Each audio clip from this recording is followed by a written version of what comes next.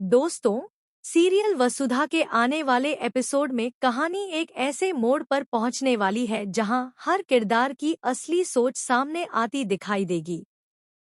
वसुधा अपने सपनों को पूरा करने और अपने अचार के कारोबार को आगे बढ़ाने के लिए पूरी मेहनत कर रही है, लेकिन उसके रास्ते में सबसे बड़ी रुकावट बनकर खड़ा है समर।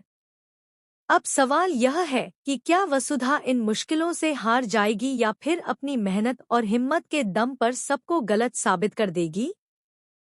आने वाले ट्रैक में वसुधा बड़े बाजार में अपने अचार बेचने पहुंचती है। उसे पूरा भरोसा होता है कि उसकी मेहनत रंग लाएगी और लोग उसके बनाए हुए उत्पाद को पसंद करेंगे। लेकिन जैसे ही वह दुकानदारों से बात करना शुरू करती है, उसे एक के बाद एक निराशा हाथ लगती है। कोई भी उसका सामान खरीदने के लिए तैयार नहीं होता। धीरे धीरे उसे एहसास होने लगता है कि यह सब सामान्य नहीं है, बल्कि इसके पीछे किसी की सोची समझी साजिश है। असल में समर पहले ही बाजार के दुकानदारों को भड़का चुका होता है। वह झूठी अफवाह फैलाता है कि वसुधा का माल अच्छी गुणवत्ता का नहीं है और उसे खरीदना नुकसान का सौदा होगा। इसी वजह से सभी दुकानदार उससे दूरी बना लेते हैं। अपनी ईमानदार मेहनत को इस तरह ठुकराया जाता देखकर वसुधा का दिल टूट जाता है और वह मायूस होकर घर लौट आती है। घर पहुंचते ही परिवार के लोग उसकी उदासी का कारण पूछते हैं। वसुधा भावुक होकर बताती है कि किस तरह पूरे बाजार में किसी ने भी उसका साथ नहीं दिया।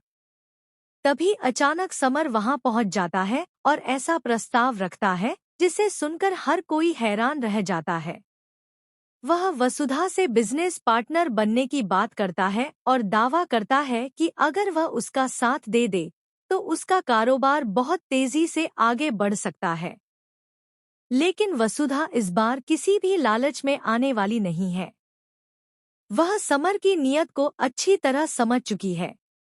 इसलिए बिना देर किए वह उसके प्रस्ताव को ठुकरा देती है और साफ कह देती है कि उसे ऐसे इंसान के साथ कोई रिश्ता नहीं रखना जो पहले नुकसान पहुंचाए और फिर मदद का दिखावा करे।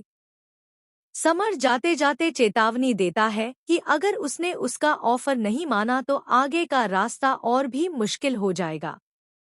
इसी बीच कहानी में एक और बड़ा ट्विस्ट आता है। चंद्रिका सिंह चौहान वसुधा को अपने पास बुलाती हैं और उसके सामने ऐसा प्रस्ताव रखती हैं जिसकी किसी ने कल्पना। यहीं से कहानी और दिलचस्प हो जाती है। दर्शकों के मन में सवाल उठने लगता है कि क्या चंद्रिका सचमुच निस्वार्थ भाव से मदद कर रही हैं या फिर इसके पीछे कोई छिपा हुआ मकसद है।